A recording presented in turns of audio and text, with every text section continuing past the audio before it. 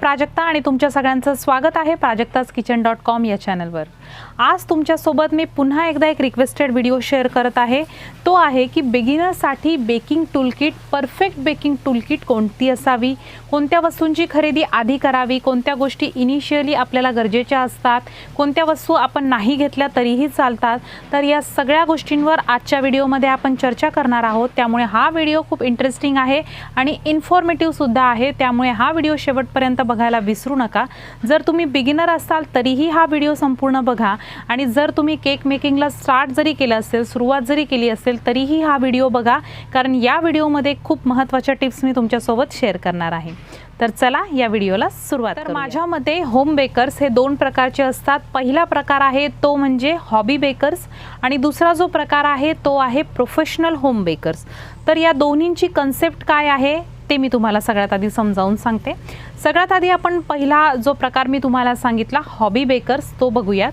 तर hobby bakers याचा अर्थ जो बेकर किंवा होम बेकर आपण म्हणूया, जो होम बेकर आपल्या घरच्यांसाठी केक बेक करतो किंवा ॲज अ हॉबी म्हणून केक बेकिंग करतो, घरातले छोटे छोटे सेलिब्रेशन जे असतात त्यासाठी केक आपण घरच्या घरी तयार करण्यासाठी प्रेफरन्स देतो।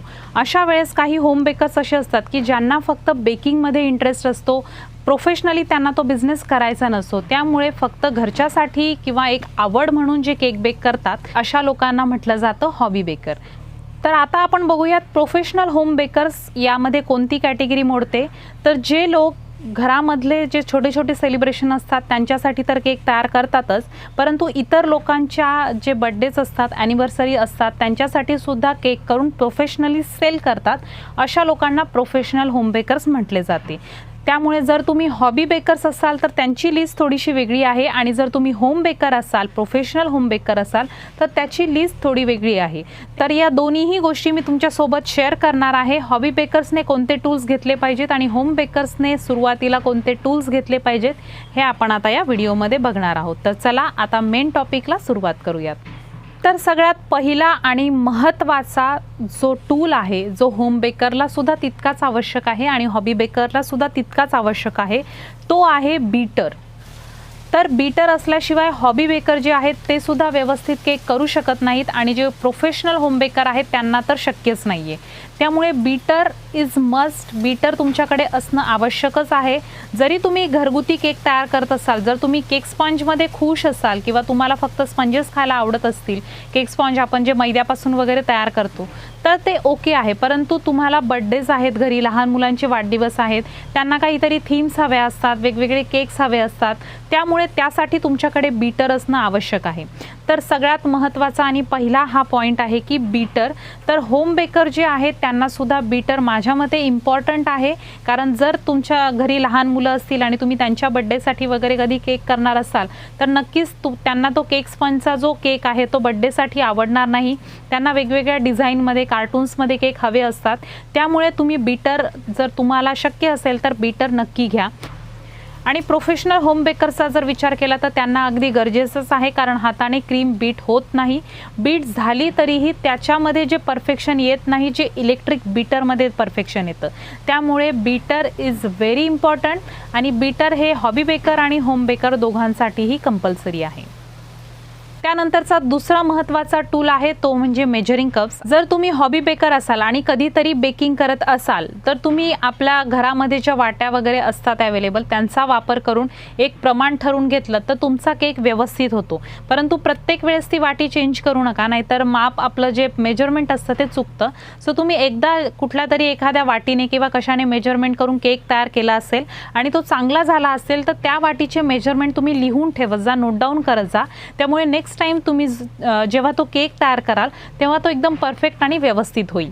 आता मेजरिंग कप्स तुम्हाला जर आवडत असेल किंवा जर वाटत असेल आपण घेतले पाहिजे तर तुम्ही हॉबी बेकर जे आहेत ते घेऊ शकतात, परंतु जे होम बेकर्स आहेत, प्रोफेशनल होम बेकर्स आहेत त्यांच्याकडे तर मेजरिंग कपचा सेट जो आहे तो असणं आवश्यक आहे।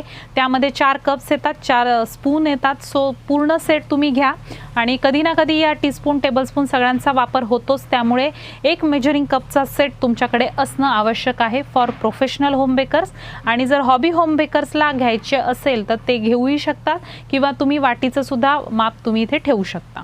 त्यानंतरचा तिसरा महत्त्वाचा जो टूल आहे तो आहे केक टिन्स। जर तुम्ही हॉबी बेकर असाल तर कुकरमध्ये जे छोटी छोटी भांडी येतात त्यांचा वापर करून तुम्ही त्यामध्ये केक बेक करू शकता, किंवा ॲल्युमिनियमचे आपले छोटे छोटे पातेले येतात त्यामध्ये सुद्धा व्यवस्थित केक बेक होतो.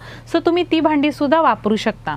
आणि जर तुम्ही प्रोफेशनल होम बेकर असाल तर मात्र तुमच्याकडे 6 इंच 8 इंच जर असेलच तर 10 इंचाचं सुद्धा केक टीन तुमच्याकडे असणं आवश्यक आहे. साधारणतः 5 इंचापासून ते 10 इंचापर्यंतची 5-6 भांडी तुमच्याकडे असणे आवश्यक आहेत. 5-6 केक टीन्स तुमच्याकडे असणे आवश्यक आहेत. कारण कधीही कोणत्याही किलोची ऑर्डर येते, अर्धा किलो, 1 किलो, 1.5 किलो, 2 किलो, त्यामुळे आपल्याकडे ऑप्शन असणे गरजेचे आहेत. आणि जर आपण प्रोफेशनली हा बिझनेस करतो आहे तेव्हा केकची ऑर्डर आल्यानंतर मग आता हा केक कशात बेक करू, कसा करू, आता काय करू असं म्हणण्यात अर्थ नसतो.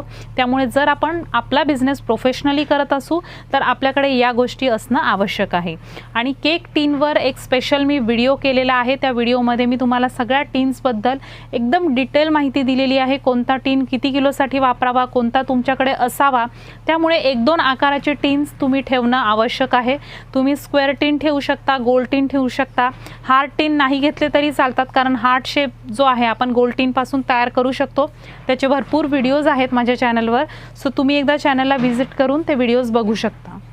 आता केक टीन झाल्यानंतर नेक्स्ट जो इम्पॉर्टंट पॉईंट आहे तो आहे आता आपण केक बेक करायचा आहे. आपण इन्ग्रेडियंट्स सध्या मी यामध्ये इन्क्लूड केलेले नाही आहेत. आधी आपण टूल्स बघूयात आणि मग इन्ग्रेडियंट्सकडे वळूयात. तर केक टीनचा वापर झाल्यानंतर जेव्हा आपला केक तयार होतो तेव्हा आपण तो ठेवतो बेक होण्यासाठी. आता जर तुम्ही हॉबी बेकर असाल तर तुम्हाला लगेच ओव्हन घेण्याची गरज नाही आहे. जर तुमच्याकडे असेल तर चांगली गोष्ट आहे, तुम्ही तो वापरू शकता. परंतु जर तुमच्याकडे नसेल तर आपण गॅसवर बेकिंग करू शकतो. गॅसवर कशी बेकिंग करायची तेही मी एका व्हिडिओमध्ये दाखवलेलं आहे, मागे अपलोड केलेल्या. त्याची सुद्धा लिंक मी तुम्हाला डिस्क्रिप्शनमध्ये देते. त्यामध्ये मी डिटेलमध्ये दाखवलेलं आहे की गॅसवर केक कसा बेक करायचा. तर हॉबी बेकर असाल तर तुम्हाला ओव्हन OTG घेण्याची आवश्यकता नाही आहे. तुम्ही गॅसवर सुद्धा केक बेक करू शकता. कारण आपण जर वर्षातनं 5-6 केक तयार करत असू तर त्यासाठी वेगळा ओव्हन आणि OTG घेण्याची आवश्यकता नाही आहे. आता वळूयात आपण होम बेकर. प्रोफेशनल होम बेकरला ओव्हन OTGची आवश्यकता आहे का? जर तुम्ही इनिशियली हा बिझनेस स्टार्ट करणार असाल तर सगळे केक सुरुवातीला तुम्ही गॅसवर बेक करू शकता. लगेच तुम्हाला प्रोफेशनल होम बेकर व्हायचं आहे याचा अर्थ तुम्हाला ओव्हन OTG घेण्याची काही गरज नाही आहे. त्यामुळे जर सुरुवात करत असाल तर सुरुवातीला तुम्ही ऑर्डरचा फ्लो कसा आहे तो आधी बघा. थोड्याशा ऑर्डर आधी देऊन बघा, कस्टमरला केक आवडत आहेत, कशा होत आहेत, ऑर्डर कशा मिळत आहेत, आणि त्यानुसार तुम्ही पुढची इन्व्हेस्टमेंट करत जा. त्यामुळे इनिशियल लेवलला लगेच ओव्हन घेण्याची गरज नाही आहे. तुम्ही गॅसवर सुद्धा बेकिंग व्यवस्थित होते आणि ती व्यवस्थित करू शकता. तुम्ही एक कुठली तरी व्यवस्थित 2-3 भांडी जी आहेत आपल्या केक बेक करण्यासाठी ती व्यवस्थित बाजूला ठेवा. कारण जेव्हा आपण केक बेक करतो त्या भांड्यांमध्ये तेव्हा ती भांडी काळी पडतात. आणि त्यामुळे एक गोष्ट इथे महत्त्वाची आहे की व्यवस्थित कुठला तरी मोठं पातेलं असेल, कढई असेल, अशा प्रकारची वेगळी भांडी तुम्ही या केक बेकिंगसाठी ठेवू शकता.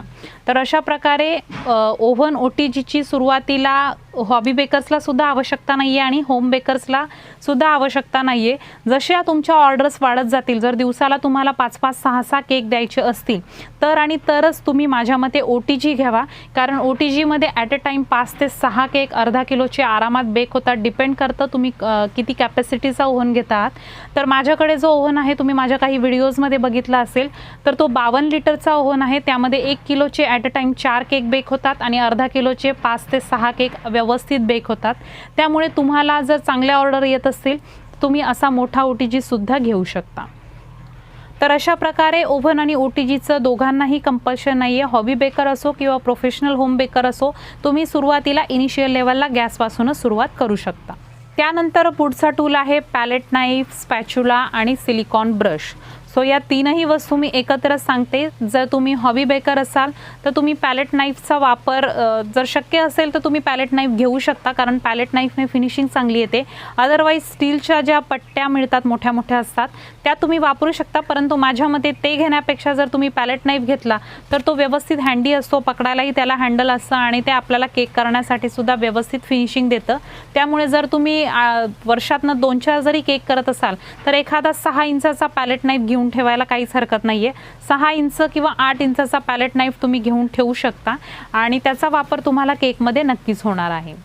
आणि जर तुम्ही प्रोफेशनल होम बेकर असाल तर मात्र तुम्हाला 8 इंच आणि 10 इंच हे दोन्ही पॅलेट नाईफ माझ्या मते घेऊन ठेवावेत, कारण मोठे केक असतात तेव्हा आपल्याला साधारणतः 10 इंचचा पॅलेट नाईफ गरजेचा असतो आणि जेव्हा आपण छोटे केक तयार करतो तेव्हा 8 इंचाचा पॅलेट नाईफ आपल्याला योग्य ठरतो।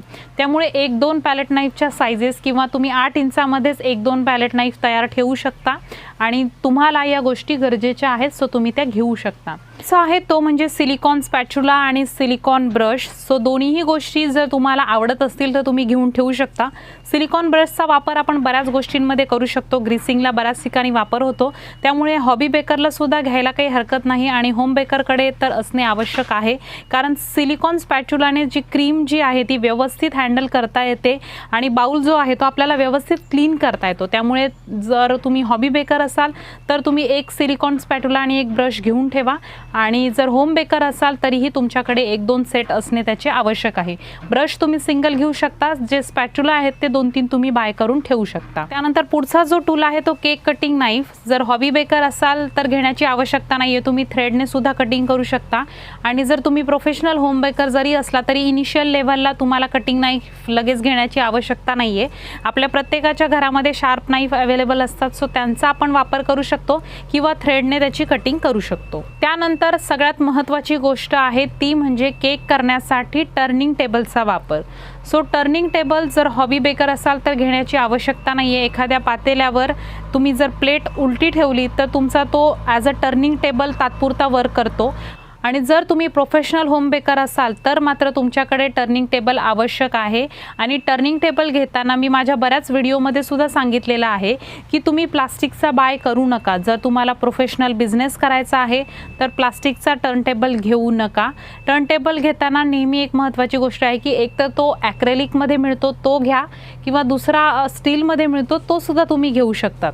सो या दोन्हीपैकी एक टर्न टेबल तुम्हाला जो स्वस्त मिळेल किंवा जो चांगला पडेल तो तुम्ही टर्न टेबल घेऊ शकता। प्लास्टिकचा टर्न टेबल तुम्ही कमी किमतीत मिळतो म्हणून सुरुवातीला घेताल, पण जर तुमचा ऑर्डर फ्लो वाढला, तुम्हाला 1 किलो 1.5 किलो 2 किलोचे केक जेव्हा करायचे असतात आणि ते केक तुम्ही जेव्हा त्या टर्निंग टेबलवर ठेवता तेव्हा तो फिरत नाही, त्यामुळे प्लास्टिकचा टर्न टेबल कधीही बाय करू नका। जर तुम्ही हॉबी बेकर असाल तर तुम्ही प्लास्टिकचा टर्न टेबल घेऊ शकता। जर तुम्हाला पातेला आणि ताट असं ठेवून काही करायचं नाहीये तर तुम्ही एक टर्न टेबल, तुमच्याकडे प्लास्टिकचे टर्न टेबल साधारणतः 300-400 रुपयांपर्यंत मिळतात।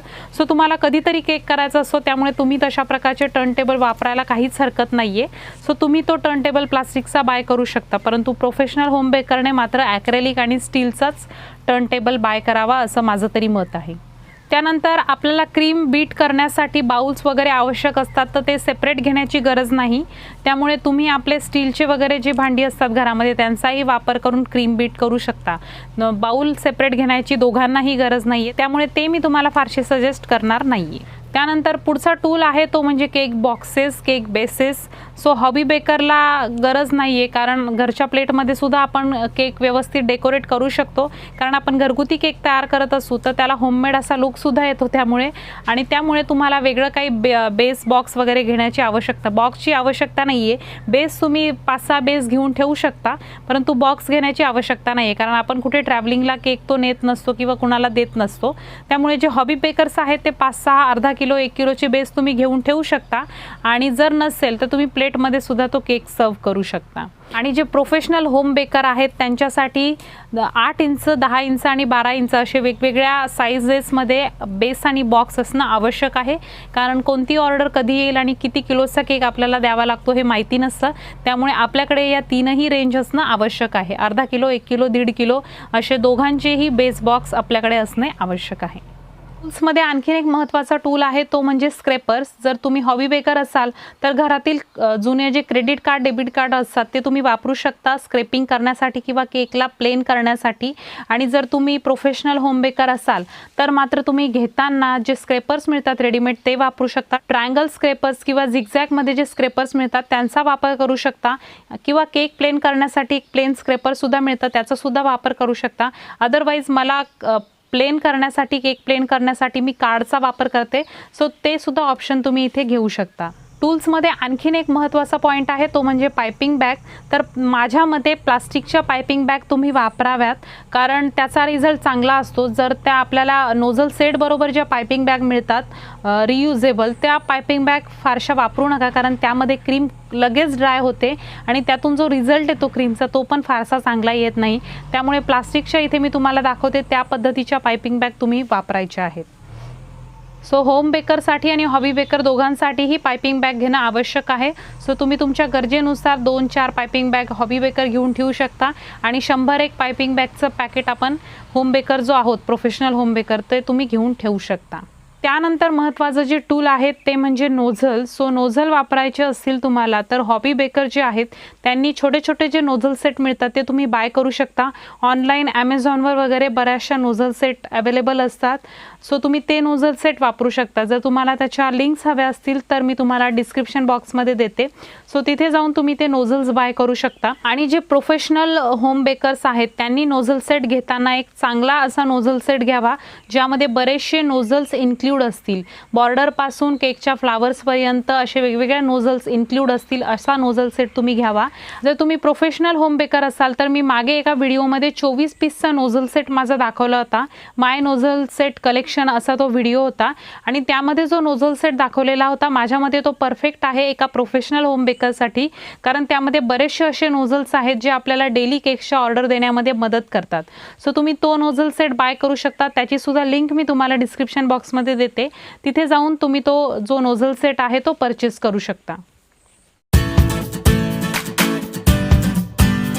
सगळे झाले टूल्स. हॉबी बेकर्सकडे कुठले टूल्स असणे आवश्यक आहे आणि होम बेकर्सकडे इनिशियल लेवलला कोणते टूल्स असणे आवश्यक आहे हे तर मी तुम्हाला सांगितलेलं आहे.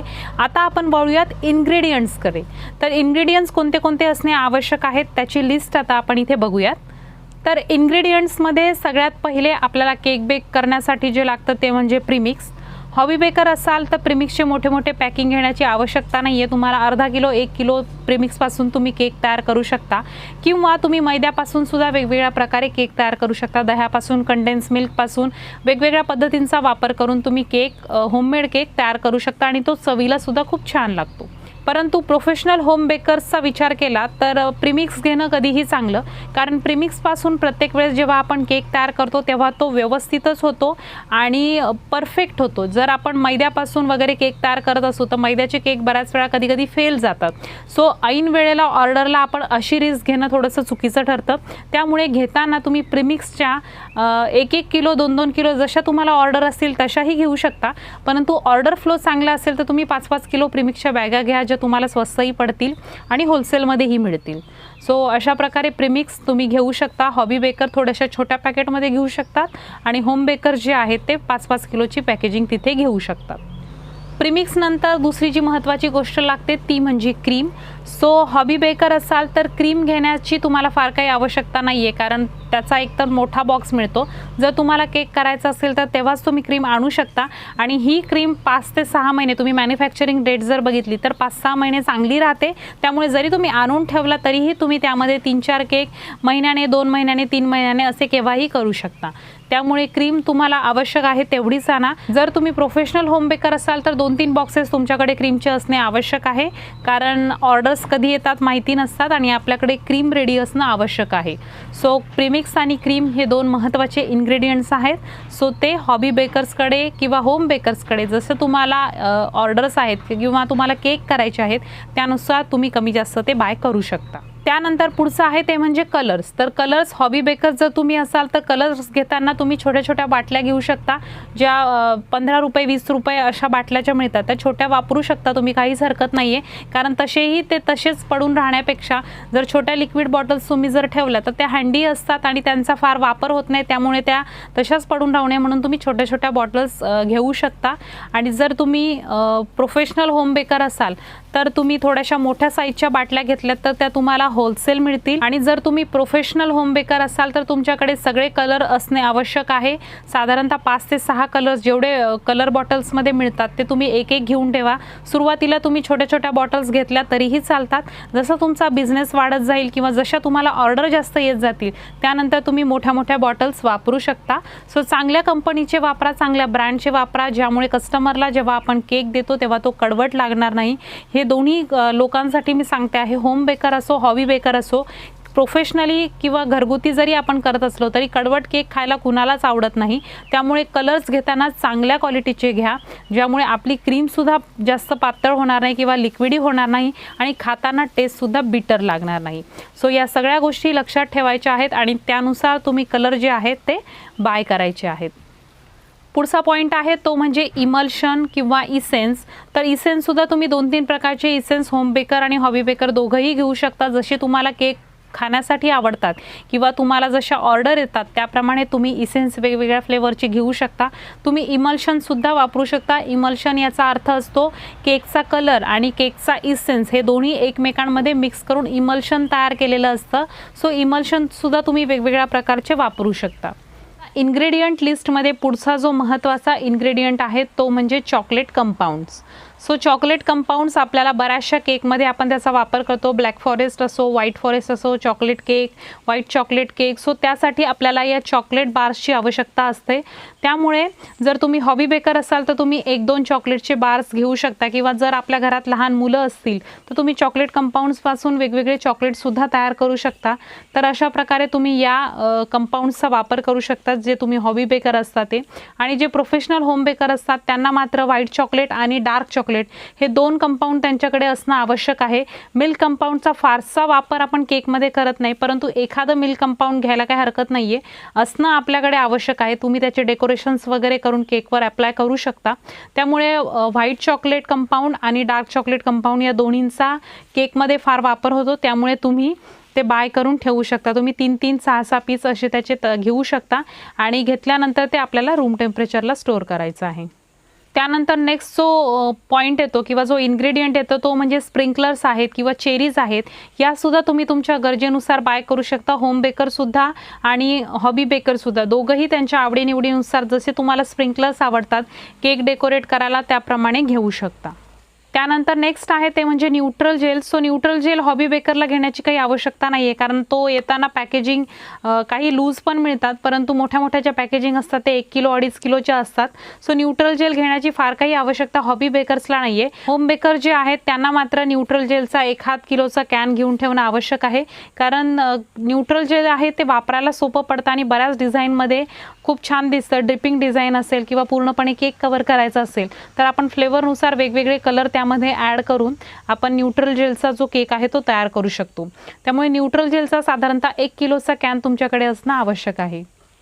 त्यानंतर पुढच्या ज्या काही वस्तू आहेत, आता कलरचे स्प्रे असतात, सिल्वर स्प्रे, गोल्डन स्प्रे, असे जे वेगवेगळे मेटॅलिक स्प्रे येतात ते सगळे ऑप्शनल आहेत। तुम्ही जर इनिशियल लेवलला सुरुवात करत असेल एखादा बिझनेस किंवा हा केकचा बिझनेस तर लगेच तुम्हाला घेण्याची आवश्यकता नाही आहे। आधी सुरुवातीला तुम्ही नॉर्मल डिझाईनचे केक कस्टमरला द्या आणि तुमचा जर रिस्पॉन्स चांगला वाढत असेल किंवा चांगला रिस्पॉन्स तुम्हाला येत असेल तर तुम्ही वेगवेगळ्या डिझाईन्स ट्राय करू शकता, फ्लावर्स तयार करू शकता। मग फ्लावरसाठी तुम्हाला रोजनेल घेणं आवश्यक आहे, त्यानंतर तुम्हाला कलर स्प्रे जे मिळतात स्प्रे बॉटल्स घेणं आवश्यक आहे। तर अशा वेगवेगळ्या गोष्टींमध्ये मग तुम्ही इन्व्हेस्टमेंट करू शकता। तर इनिशियल लेवलला या ज्या काही गोष्टी आज मी तुम्हाला सांगितल्या त्या तुम्हाला घेणं आवश्यक आहे। सो तुम्ही त्या इन्क्लूड करू शकता किंवा तुमच्या गरजेनुसार कमी जास्त सुद्धा घेऊ शकता। तर अशा प्रकारे आजच्या व्हिडिओमध्ये हॉबी बेकरसाठी कोणते टूल्स आणि इन्ग्रेडियंट्स आवश्यक आहेत ते कव्हर केलेलं आहे आणि होम बेकरसाठी सुद्धा सगळ्या गोष्टी मी यामध्ये कव्हर केलेल्या आहे। होम बेकरसाठी काही गोष्टी थोड्याशा मला बोलायच्या आहेत, त्या म्हणजे जेव्हा आपण आपला बिझनेस एखादा बिझनेस प्रोफेशनली करण्यासाठी जातो तेव्हा आपल्याकडे टूलचा जो सेट आहे तो एकदम व्यवस्थित असणे आवश्यक आहे। प्रत्येक वेळेस त्यासाठी ऑप्शन शोधणं किंवा माझ्याकडे टर्न टेबल नाही मग मी काय करू, बीटर नाही मग मी काय करू, अशा गोष्टींवर प्रश्न विचार विचारणं किंवा विचार करणंही चुकीचं आहे. क्वालिटी मॅटर करते, प्रेझेंटेशनसुद्धा खूप महत्त्वाचं असतं. त्यामुळे जर तुम्ही हे टूल्स तुमच्याकडे ठेवले, टर्निंग टेबल व्यवस्थित घेतला, त्यानंतर बीटर वापरलं तर केकची फिनिशिंगसुद्धा चांगली येते. पॅलेट नाईफचा वापर केला, स्क्रेपरचा वापर केला तर वेगवेगळ्या प्रकारचे तुम्ही यामध्ये डिझाईन्स करू शकता, फिनिशिंग देऊ शकता. तर अशा प्रकारे जशी आपल्या केकची क्वालिटी जाईल किंवा प्रेझेंटेशन आपण कस्टमर समोर ठेवू केकचं, त्याप्रमाणे आपल्या ऑर्डरचा फ्लो आपोआप चांगला वाढत जातो. आणि त्यामुळे जर तुम्ही हा बिझनेस स्टार्ट करत असाल तर या गोष्टी घेणं खूप गरजेचं आहे.